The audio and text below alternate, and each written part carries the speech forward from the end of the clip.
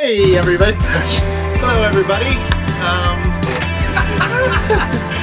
Hey, this is Jesse with Grant and Joe, and we're with Vineyard Covington, and today we are continuing our Deeper Relationship series, and we're going to talk about the practice of conflict, which is really exciting for me, probably not for most of you. I've always loved conflict. Ask Grant, do I mind a little conflict? He loves it. I like it. I don't know. I've got problems. The three of us, Joe, Grant, myself, have been friends for like 30 years, maybe a little longer. Time. So there's been a little conflict over the years.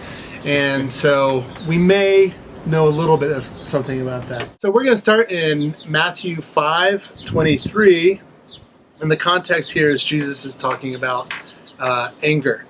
And so we're going to pick up in verse 23. Therefore, if you are offering your gift at the altar, and there remember that your brother or sister has something against you, leave your gift there in front of the altar. First, go be reconciled to them. Then come and offer your gift. So you can see that Jesus thinks that reconciliation is pretty important if he's saying, hey, I want you to stop your worship time here, go take care of this, and then come back to me once everything's been cleared up. I've seen this in my life. I tried to avoid conflict for most of my life. Being a people pleaser, I wanted people to like me, and having a hard conversation that involved conflict was not a good way to do that, in my opinion. But then I was kind of forced into it with business and other things I was involved with, and I started seeing that this actually produces, having a hard conversation will produce more intimacy on the back end, and so it's worth it. And I realized I can't not do this now if I see that there's anything between me and somebody else.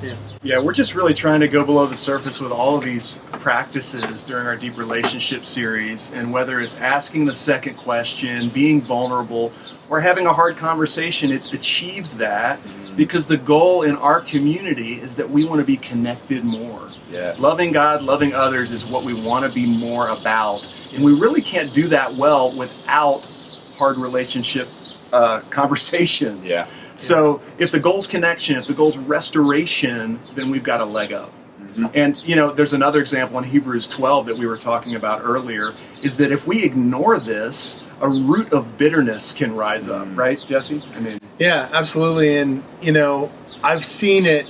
I don't know, I've been a Christian for a little while now, and I just I've run into so many awesome people that in couples that we're part of these great communities, and then I hear these stories of, well, I was hurt by some people in the church, or and I always think like, well, why weren't you able to work that through? Why weren't you able to talk that through and just have? And I realized the church in general right now is pretty bad at this. Bad at, maybe it's our culture, but we're pretty bad at having these hard conversations.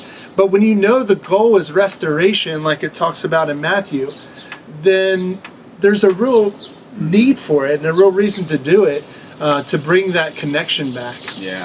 It's being a peacemaker. If you see that there's an issue, you're going to bring peace, and peace comes by having conflict sometimes as opposed to avoiding conflict. And here's a good, if you're going to have these conversations, my favorite tip is this. Stephen Covey said in his book, he said, seek first to understand and then to be understood. So you're going to go into this conversation trying to understand where the other person is on this first, and then, now that you have understood where you're coming from, I'm going to try to help you understand where I'm coming from. Joe, what was the Brene Brown quote? Yeah, she said something really good that I just picked up this week. It's basically the idea of these conversations is not to be right, but it's to get it right.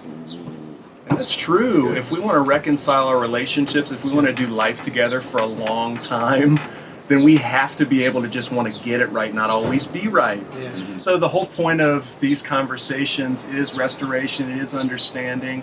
It's to get it right so that you can move forward in depth and relationship. Yes. And so these are things that you can really examine inside your own heart first.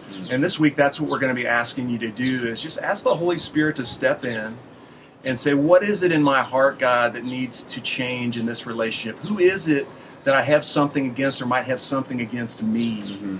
And then taking the initiative, having that conversation this week sometime. It's going to be hard, but it's more of like this tension thing. We're not trying to approach this and tell someone why they're wrong. Yeah. We're trying to get deeper. We're trying to connect. We're trying to understand. Yeah. And those are the things that foster deep relationship and community. So this week, that's your challenge. Go out, have the hard Yes. conversation. Don't forget to start with the Holy Spirit first. That's it.